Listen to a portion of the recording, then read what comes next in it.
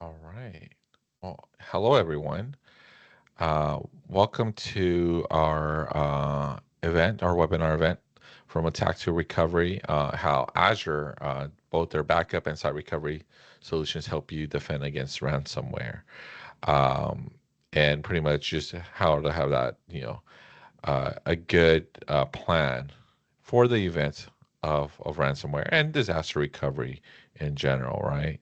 Um, First of all, let me go ahead and introduce myself, tell you a little bit about who I am, who Celeste Tech is, um, and that we get to go ahead and know us overall. So, with that said, let's go ahead and get started here.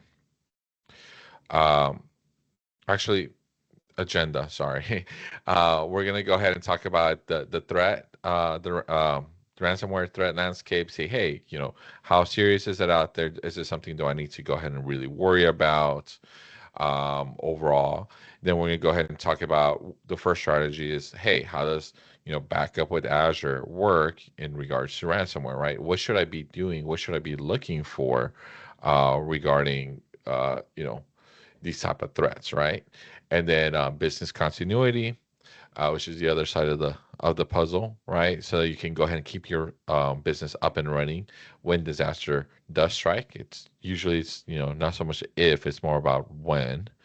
And then ultimately, finally, we'll talk about, hey, how does building out a disaster recovery plan look? How does that look for your organization? And then we'll finally talk at the end, like, hey, what are next steps? How can Celestech help you? What can you go ahead and do, as a first step forward regarding all that? So, with that said, now let's go ahead and say, hey, who is Celestech? Why does this all matter, right? So, pretty much, Celestech, my name is Victor, by the way, CEO and one of the founders of Celestech. We are a Microsoft partner, a solution partner that focuses on infrastructure. We specialize in enterprise and small medium businesses to help pretty much modernize their operations, move their workloads, leverage Microsoft's cloud primarily. We pretty much witnessed a lot of cloud adoption, and we help you kind of accelerate that in different industries so that you can go ahead and make sure that you don't have the same challenges that others have, and you can leverage our expertise to go ahead and kind of get you to the next step forward, right? Now, with that said, one of the challenges we do face and we see all the time is like, hey, how do I make sure that my data is secure? How do I make sure that we're back up online after a disruption? And some companies, believe it or not, and I'm not talking about your mom and pop shops. I'm talking about enterprise companies that have millions or billions of dollars of revenue. They are still relying on snapshots, taking a snapshot at the VMware level, taking a snapshot even in Azure, and saying, hey, yeah, here's my backup in case something were to happen, right? And ultimately, it's very unreliable to go ahead and do that. So that's what we're going to be talking about, Azure Backup, Azure Site Recovery. So you can have that, talk about, how you can customize those items, those tools, and be able to scale it out, make it sustainable. Pretty much, even if it's considered like an enterprise level type of setup, you can take that same tooling, that same methodology, and apply it to a small, medium business. It, Even if you have a single server, you can still apply these same DOS, these same rules to be better prepared, not just if disaster strikes, but when disaster strikes. All right. So us as Celeste Tech, we focus on this all the time. We have customers that we're actively working with disaster recovery plans. We've set up Azure Backup. We've used, whether it's the native tools like this or we use third-party tools like Nasuni or Retrospect, Veeam, and things like that, so that companies and organizations are better prepared for when uh, something bad were to happen. Now, a little bit about myself. Who am I? Why should you listen to me, right? So, as I mentioned before, I'm the CEO and co-founder of Celeste Tech. Pretty much, a lot of it is uh, leading Celeste Tech with a strategic, technical vision, right? Saying, hey, how where we go. At the same time, is I'm a techie at heart. and I still am a techie. I'm involved with a lot of tech deployments and demos and this and that. And I owe that a lot of that to my experience at Microsoft. So I spent 6 years at Microsoft as a Azure infrastructure and Azure specialist and technical consultant, helping Microsoft partners all over the world, Latin America, Europe, here in the U.S., Australia, etc. Right. So definitely spent a lot of time there, just kind of building up that cloud muscle. And as a result, I'm a specialist in Azure infrastructure. I'm a certified trainer, have certifications, a lot of them. And I'm based here in the Dallas, Texas, for metropolitan area. So if you're local, let me know. We can always get coffee, say hi. And pretty much me and our team, they're cloud specialists, cloud veterans, and we specialize on Azure type of deployments, whether they're fully out on Azure or they're hybrid setups. That is what we do on a day-to-day basis. All right. So the landscape, right? Ransomware is going up year over year, with an attack occurring almost every 11 seconds. And this is as of 2023. As a matter of fact, those threats are just even getting higher with the adoption of AI, where kids are learning how to, lock down or get revenge on a company, and just by asking, Chat GPT as to, hey, how do I go ahead and implement a ransomware bug? How do I go ahead and lock down this environment remotely, etc. Right? So as a result, it has tremendous impact on businesses. It's not just, hey, my stuff is locked down. It's, hey, I cannot do my job. Your employees cannot do your work, right? So on average, it takes about 2 weeks per incident to get resolved. And most of the time, it involves data loss, stop of productivity, and a lot of companies pay the ransomware. And I'll say this, paying the ransomware is not always, it's not the best answer overall, right? Now, one misconception that I hear all the time is this. Hey, I'm a small mom and pop shop. Why is anyone gonna go ahead and focus on me? Why is anyone gonna care about my little lonely server that I have out in a closet, in my office or in my house, right? They are the number one target. Why? Because SMBs are usually perceived as having weaker, less secure environments, right? Because you don't have those limitless IT resources. So as a result, there's more attacks on small and medium businesses like that than the large enterprises, right? If you're gonna go ahead and try to attack a Microsoft, a Google, or even another large corporation that's not in tech, like let's say a Walmart or Target or an Exxon or something like that, you gotta have very good hackers and things like that, right? And not to say it doesn't happen, because it happens. They get attacked all the time, but they are harder to go ahead and take down than your single server mom and pop shop that's they're hiding it in a closet. And it's not that, it's not like it doesn't happen. It does happen. I've had customers where they say, hey, yeah, I have a server in my office, and that's the only one. And we actively say, okay, well, let's go ahead and come up with a solution for that. And we leverage the cloud for a lot of that, because they don't have a secondary location. They say, hey, yeah, I work from home, or I just have my office in my home, my house, but they're kind of close by in case of a disaster. They'd both be wiped, things like that. So um, it's important to go ahead and leverage tools and everything that is out there to go ahead and help with this threat that is very real, right? So common attack vectors. How are people getting attacked, right? So this is something to know, because this is, hey, where are my weaknesses and things like that, right? Number one, is phishing and social engineering, right? Uh, and this is becoming even more prevalent with AI, as people are pretending to be corporations, pretending to be, friends, family, and things like that, right? I get spam calls all the time on my cell phone. I don't even answer them. I just, try to select the spam filter for that and say, hey, this is I live in Texas, so they're saying, hey, this is the tolls, the North Texas tolls. You have a balance on your toll tags. Please pay us right now. I know that's not true, but those are the type of attacks that I see every day. Phishing, hey, this is Microsoft, your Defender setup has expired. Go ahead and click here so that you can go ahead and renew it, right? You're in Dallas, you get the same text. Yeah, exactly. So these are very, very real attacks, and people fall for them. So that this phishing, the social engineering is very real.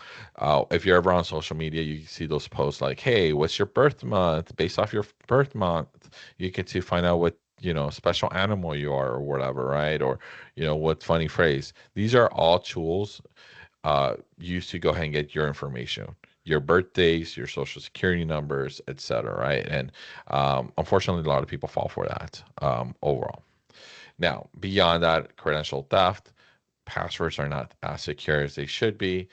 People still put their passwords on notepads. People still put, uh, password 123. Very, very simple things. So, because of previous data leaks, and we hear about this all the time, whether it's like AT&T or Yahoo or things like that, that they have had these breaches, and they don't change their passwords continuously.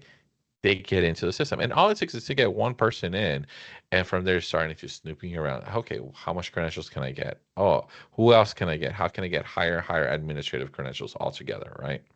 So overall for that, and this happens, you know these are external threats. Sometimes even your partners, your suppliers, your vendors, they can be infiltrated. So you always got to be wary about that as you're sharing accounts, or there has to be a trust relationship between the two, and you still got to make sure that they're up to par for that.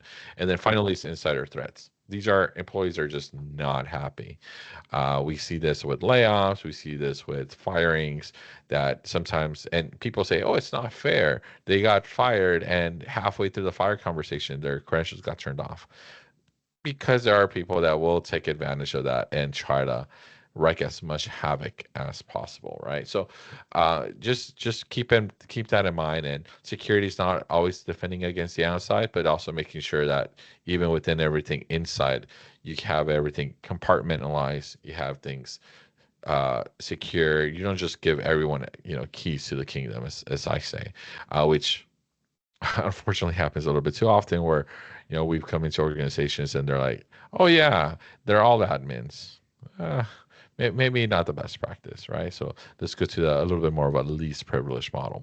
Now, with all that said, today we're going to go ahead and talk about a little bit more of a, let's prepare you in case there is an attack, and let's go ahead and make sure that you have a contingency plan in case there is ransomware altogether for that, or there's a disaster that happens, right? So it's impossible to cover every scenario, but it is something about to kind of having some general frameworks in place, right? So why backups are not enough, right? So modern ransomware, so modern attacks, they seek to encrypt backup files, even deleting, volume snapshots, like I mentioned before, shadow copies and things like that.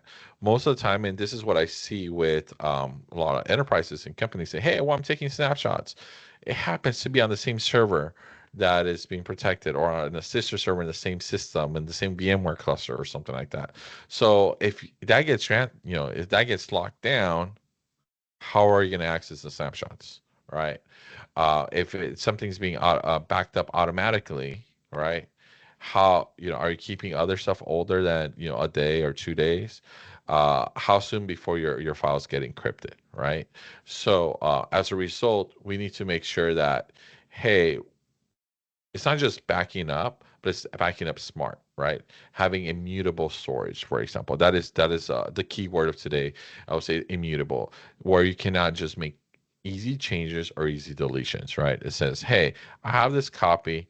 I cannot just go in there and change it. I cannot just go in there and delete it, even with an administrator account, right? It's extremely difficult to do that. That way, in case the system is compromised and ransomware locks items down, you still have this copy that's good enough to get you back online, right? Now, obviously making sure that that is in a isolated environment, separated place from the rest of your environment is always key, so that you can go ahead and make sure you still have access to it even if the rest of your environment is compromised, right? Now, another thing is, hey, time. Time is money, right? And getting back online can take days, it can take weeks, even you can lose more money than the ransomware could have cost you, right? Depending on the size of your organization and things like that, right? So because of all of that, then and even if you were to pay the ransomware, there's no guarantee that they're gonna unlock all your stuff, right? So this is really key. Where planning is super important. And this goes not just for this, but in life. It's like those um, who fail to plan to fail, right? So, and I try to take that pretty serious. Usually, not just in a tech context, because you want to have a plan as to, hey, what needs to happen? How are our backups? What is our disaster recovery? What is our plan in case X happens, right? And that X could be a number of different things, whether it's an outage. We've seen outages all the time, power outages, or it can be a natural disaster, whether it's a hurricane or a fire, or tornadoes. We're here in Texas, stuff like that happens. And then, or it can be a ransomware attack, or it can be an internal employee, etc. Right? So, how are we going to go ahead and respond to those type of scenarios? How are we planning against those scenarios, right? And that goes along with the complexity of it. Is how complex is our plan? Is it so complex it's just going to take forever to get back up? Is it super simple where, hey, we kind of set it and forget it? That's kind of what having a plan in place does, and saying, okay, well, if X happens, Y is gonna be our moving forward point, right? So so Azure Backup, right? So now we're going to talk a little bit more about the product itself, right? A couple of key features, right, that you can go ahead and leverage is immutable backups. So these are files, these are copies that cannot be modified, they cannot be deleted, even with administrative credentials. I recently was working with a partner. We set up immutable backups for a demo, and it was just like a demo proof of concept environment before we moved on to a production. And we were like, okay, cool. Demo POC is done. Let's go ahead and delete it. We were having a hard time deleting them because we set it up as immutable copies for showcasing it, and we had to really, really go all the way around it. And this is with full blown credentials, not doing it in secret way or anything like that, right? So this is a really good approach to go ahead and do that. Security controls, right? MFA, soft delete protection. So you can say, hey, you know what? Even if you delete something, we're going to keep it for 26 days, 7 days, 15 days. You get to set those standards, right? As well as just-in-time access to prevent unauthorized backups, unauthorized modifications. So you want to go ahead and limit who has access to those backups. The recovery vault. This is an encrypted recovery vault that is separate from your actual environment. That way, if your environment gets compromised, your vault is still safe. It's there's enough distance between the two, logically, for that. And this is one thing that sometimes people don't understand. It's like, hey, well, I have it all in my VMware cluster. Yes, but if your VMware cluster goes down, so are the copies with it, right? And then finally, monitoring and alerts. This is just give you notification. Hey, in case something does break, in case something does happen, you get notified. You get the proper emails and things like that.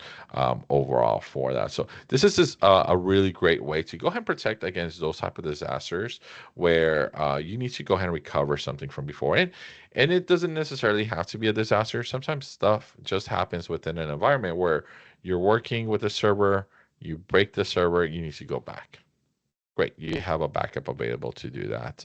Or, you're working with stakeholders that say, hey, that server you deleted, or that server, I need to go back, 3 weeks ago or something like that. Updates that break, things like that. Now, um, because of that, Azure Backup does help out with those best practices, right? The 3-2-1-1-0 rule, right? So pretty much it's 3 copies, 2 different media types, and one of them offsite. So sometimes people say, hey, 2 locations, right? So you have your on-prem, you have the one in the cloud, or even if you have them both in the cloud, you can go ahead and separate them by region: East Coast, West Coast. If you're in Texas, South Central. Media types that says, okay, how are we going to store it? Are we going to have it in a NAS appliance, on premise? We're going to have it on disk on the cloud? Are we going to have it on, blob storage, things like that? The copies of it as well. Azure's really good about, even at the lowest tier, having multiple copies, 3 local copies, and that's the cheapest version. But you can go ahead and, there's premium offerings where you can have, 6, 9, I think 12 copies of that data distributed across different regions overall for that. You always want to have at least something that is immutable, at least one copy of it that is immutable in case it were something were to happen, and then you don't want to have errors, right? So you want it to work the proper way. That way, whenever you get that, you're able to go ahead and retrieve it. Appropriate retention periods. A lot of this is sometimes set by compliance. So if you're in a specific industry, you want to go ahead and make sure you hit that up properly, right? And then the proper security measures that we talked about before, like MFA, separation of duties. Don't give everyone the keys to the kingdom.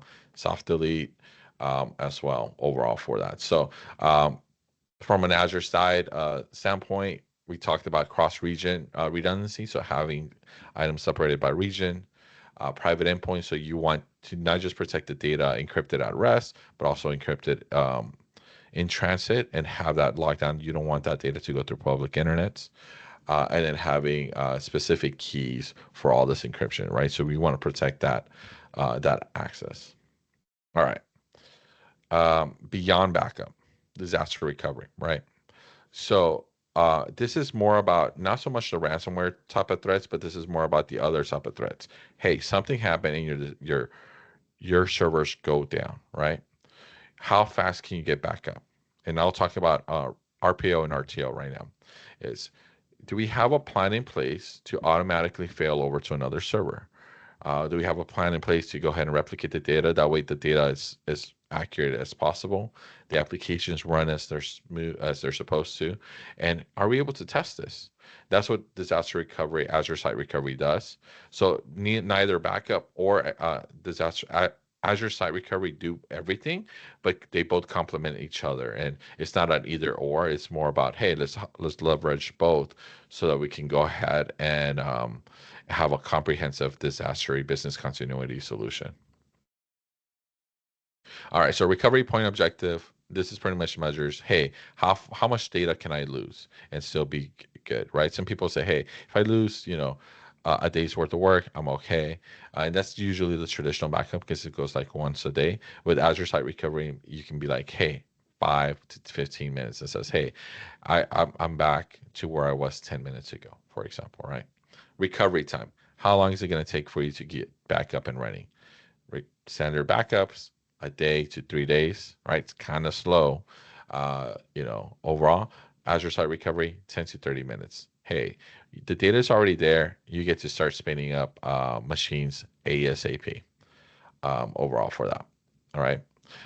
Beyond that, there's ways where Azure Site Recovery can even set up and say, hey, I need to go ahead and deploy a cluster of machines altogether. Sometimes like things like domain controllers, file servers need to be spun up as prerequisites to other applications.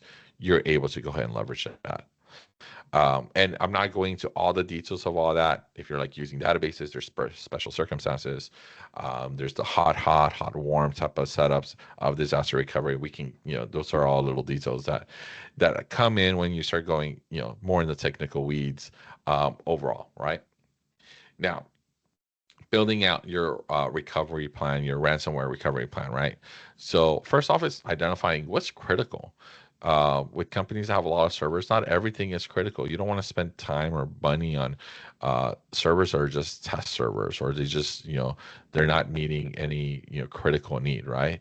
So kind of having that business analysis plan and say, hey, okay, what is needed for our day-to-day operations? Okay, we need server A, B, and C, right? We need one for HR, finance, etc., right?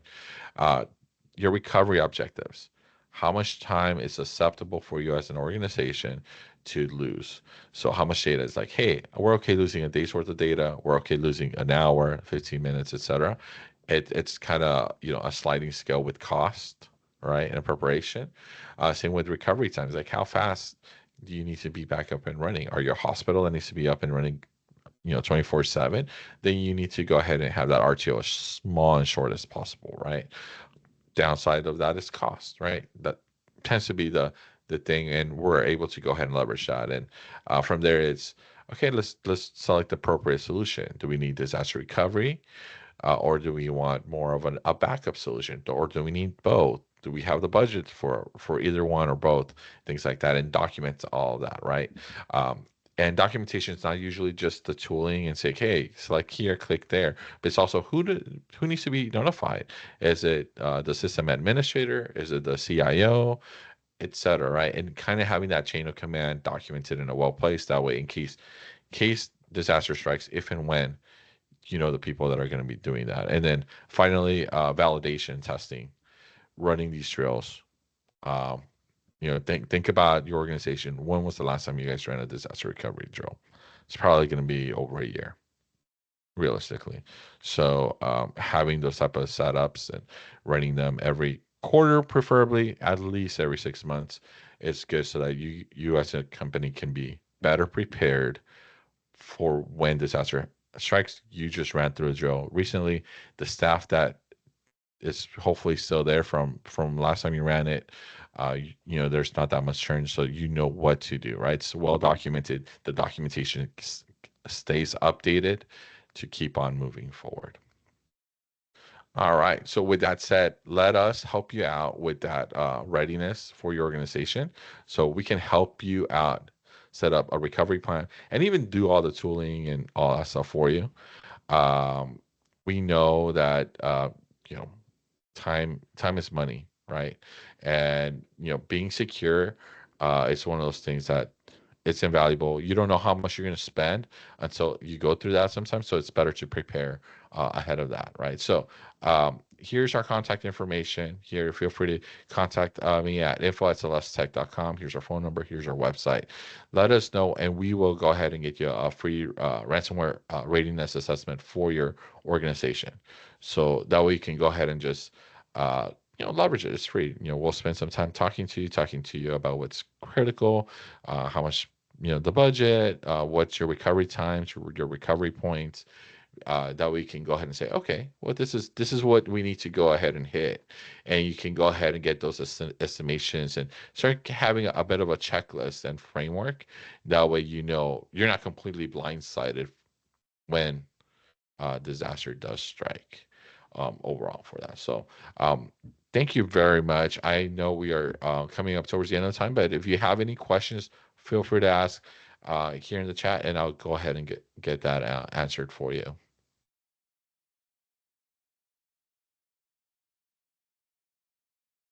And I see some typing here.